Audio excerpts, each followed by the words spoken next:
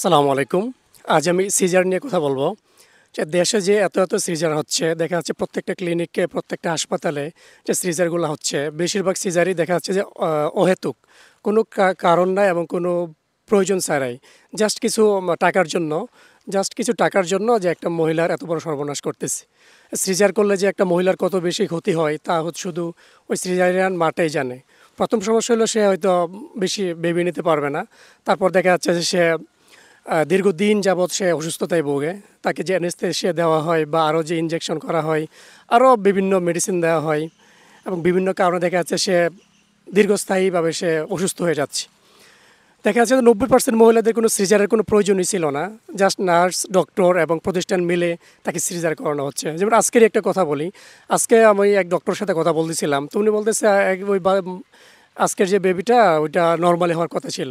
আমি দেখে আসলাম যে এটা নর্মাল, সব কিছুই ঠিক আছে। পরে নার্স কি না কি বলছে, তারপরে সিজার করে ফেলছে। দেখা যাচ্ছে যে প্রত্যেকটা হাসপাতাল ও ক্লিনিকে দেখা যাচ্ছে এরকম নার্স বা আদার্স কিছু অসাধু বা ডক্টর, ক্লিনিক ব্যবসায়ী, ওরা জাস্ট কিছু টাকার জন্য, আমি যতটুকু বুঝি জানি, জাস্ট টাকার জন্য সিজার করাচ্ছে। এই কিছু টাকার জন্য একটা মহিলার এত বড় ক্ষতি করতেছে। নর্মাল হলে তো একটা মহিলা দেখা যাচ্ছে যে পরদিন থেকেই সে সুস্থ স্বাভাবিক, এক সপ্তাহ পর থেকেই সে বাড়ির কাজকর্ম করতে পারতেছে, আদার্স বাচ্চার সেবাটা করতে পারতেছে। আর সিজার করলে দেখা যাচ্ছে যে ঠিকঠাক বাচ্চার সেবাটা করাতে পারতেছে না, বিভিন্ন নিয়ম কানুন রুলস মেনে চলে লাগতেছে। তো এই সিজারগুলো কখন কিভাবে বন্ধ করা যাবে, আসলে কে কার খোঁজ রাখবে? আমরা নিজেরাই আসলে সচেতন হই। দেখা যাচ্ছে যে বেবি হওয়ার পর আপনি একটা ভালো ডক্টরের সাথে যোগাযোগ রাখলেন, বা দেশে যে দাইমা আছে বা এরকম মহিলা যারা আছে তাদের সাথে খোঁজখবর রাখলেন, বা ওদের সাথে কমিউনিকেট করলেন বা চেক আপ করালেন, তাহলে দেখা যাচ্ছে সিজারটা অনেক কমে যাচ্ছে। দেখা যাচ্ছে যে এই কিছুদিন আগেই তো ঈদ গেল, ঈদের সময় দেখা যাচ্ছে যে সিলেটে ঈদের ছুটি ছিল, যার কারণে ডক্টররা থাকে নাই। যার কারণে আপনার বেশিরভাগই অনেক মানে কতগুলা 200 না 200 প্লাস মনে হয় বেবি হয়েছে, সবগুলো নর্মাল হয়েছে। ঠিক আছে। সিজার কখন? সিজার হয়েছে যে কোনো ক্রিটিক্যাল অবস্থায় কোনো সমস্যা, বাচ্চার মহিলার সমস্যা ছিল বা বাচ্চার সমস্যা হয়েছে, তখন সিজার করাবে।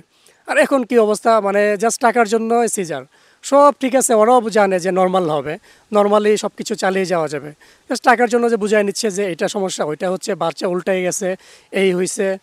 যেগুলো সত্যি ওগুলো তো সত্যিই, কিন্তু বেশিরভাগই মিথ্যা, মানে বুয়া আসে, মানে মিথ্যা কথা বলে দেখা যাচ্ছে যে মহিলাদেরকে সিজার করানো হচ্ছে। ওই সিজার থেকে যদি আসলে বাঁচতে না পারেন আপনারা বা আমরা বাঁচতে না পারি, কিছুদিন পরে দেখা যাবে যে 90% মহিলারই সিজারই হচ্ছে। মানে একটা মহিলাকে মোটামুটি লেভেলের পঙ্গু করে দেওয়া হচ্ছে।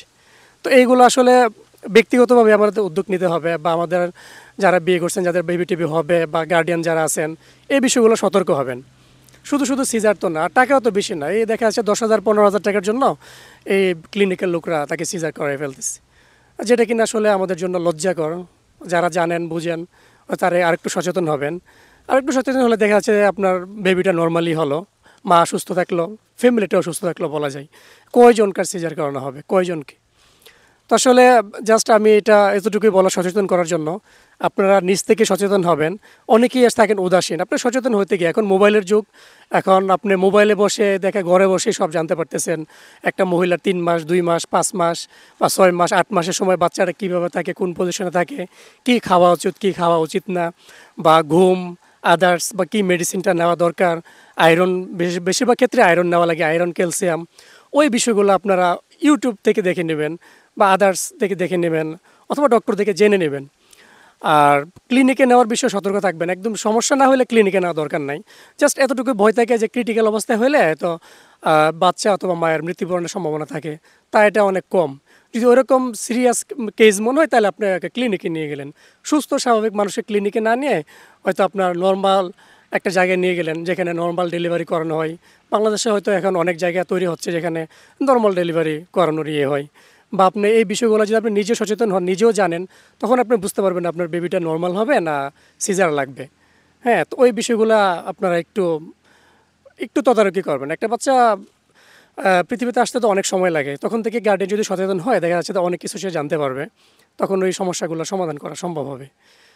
তো আশা করি আপনারা ভালো থাকবেন। আপনারা জাস্ট একটা মেসেজ দেওয়া, আপনারা সচেতন হলে দেখা সিজারটা কমবে এবং আপনারা আরও সচেতন হতে পারবেন। একদম শিশু কীভাবে বড় হবে, কীভাবে লালন পালন করতে হয়, সব কিছু এখন অনলাইনে পাওয়া যাচ্ছে, সফটওয়্যারের মাধ্যমে, ভিডিওর মাধ্যমে।